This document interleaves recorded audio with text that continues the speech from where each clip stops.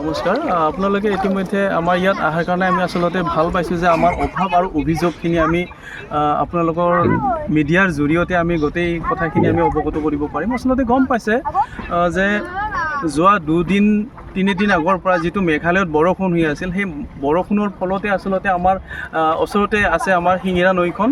শিঙিৰা নৈৰ পাৰৰ ওপৰেদি যিখিনি থলৰ পানী, সেই থলৰ পানীখিনি আচলতে যোৱা ৰাতি আমাৰ চন্দ্ৰা খাটলা আৰু চিমিলাৰ এই তিনিওখন গাঁৱৰে মানে খেতি পথাৰটো সম্পূৰ্ণৰূপে আপোনাৰ দেখি আছে আপোনালোকে যে বুঢ়াই পেলাইছে। আৰু ইয়াত দুটাকৈ ৰাস্তা, এইটো হ'ল তাৰাবাৰী চন্দ্ৰা সংযোগী ৰাস্তা, বালিজাৰ হৈ যাব পাৰে। আকৌ শিমিলাৰ পৰা তাৰাবাৰী হৈ বালিজাৰ যোৱা যিটো ৰাস্তা আছে, এই ৰাস্তাটো সম্পূৰ্ণৰূপে মানে পানীত বৰ গৈ আছে, যাৰ কাৰণে আমাৰ জনসাধাৰণৰ যাতায়াতৰ কাৰণে অসুবিধা হৈ আছে। আৰু লগতে যিখিনি দেখিছে আপোনালোকে চালে গম পাব, ইয়াত আচলতে মানুহৰ ঘৰৰ ভিতৰতো একঁকাল এগাঁঠো পানী হৈছে।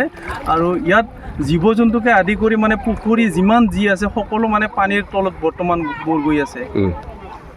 মানে একঁকালে হৈছে, একেবাৰে আমাৰ ঘৰৰ চোতালক লাগি গলিৰ একেবাৰে হেৰিক লাগি পানী হৈছে। গৰু চৰু ৰাখবা অলপ দিগদাৰে হৈছে। কি কওঁ, আমাৰ চৰকাৰে অলপমান ৰাস্তাখন অলপ ডাঙৰ কৰি দিলি বা অলপ ওখ কৰি দিলে আমাৰো ভাল হয় মানুহখিনি। পুখুৰী চুখুৰীবিলাক গোটেই তল গৈছে। এই চিংৰা নদীটো বছৰে তাৰাবাৰীৰ এইখিনি অঞ্চলৰ বছৰে এনেকৈ তল যায়, বহাগ মাহতো তল যায় আৰু এই মাহতো তল যায়। গেট ধৰা ধানবিলাক গোটেই পানীতে ডুব দিছে। মানে পশুবিলাক ক'ত ৰাখিছে, কেনেকৈ ৰাখিছে? এই কি শাস্তি কৰি ৰাখছোঁ, এই গছৰ পাত কাটি দি, এই এটা কল গছৰ পাত কাটি দি এনেকৈ পশুধনবিলাক ৰখা হৈছে। খোৱা লোৱা কেনেকৈ খাই আছে? খোৱা লোৱা আৰু এনেকৈ খাব আৰু আছে তাহাঁতৰ সেনেকৈ পানীতে ৰখা অলপ দিগদাৰে হৈছে। ডিমৰীয়াবাসীৰ বাবে সুখবৰ। সোণাপুৰৰ তেতেলিয়াত মুকলি Aditya clinic and diagnostic centre.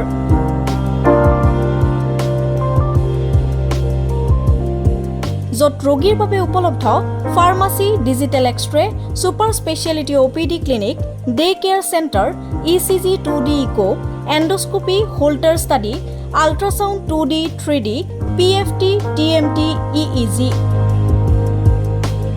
বিশেষকৈ হৃদৰোগৰ সকলোবোৰ পৰীক্ষা নিৰীক্ষা কৰিব পৰা ব্যৱস্থা উপলব্ধ আদিত্য ক্লিনিক এণ্ড ডায়েগনষ্টিক চেণ্টাৰত। উপলব্ধ উন্নতমানৰ মেচিন। দৈনিক 8 বজাৰ পৰা সন্ধিয়া 5 বজালৈ অভিজ্ঞ চিকিৎসকে প্ৰদান কৰিব চিকিৎসা সেৱা। উপস্থিত থাকিব বিভিন্ন গুৰুত্বপূৰ্ণ বিভাগৰ চিকিৎসক যেনে মেডিচিন, চাৰ্জাৰী, গাইনী, শিশুৰোগ বিভাগ আৰু অন্যান্য। যোগাযোগৰ নম্বৰ 9365560093 অথবা 6002154585।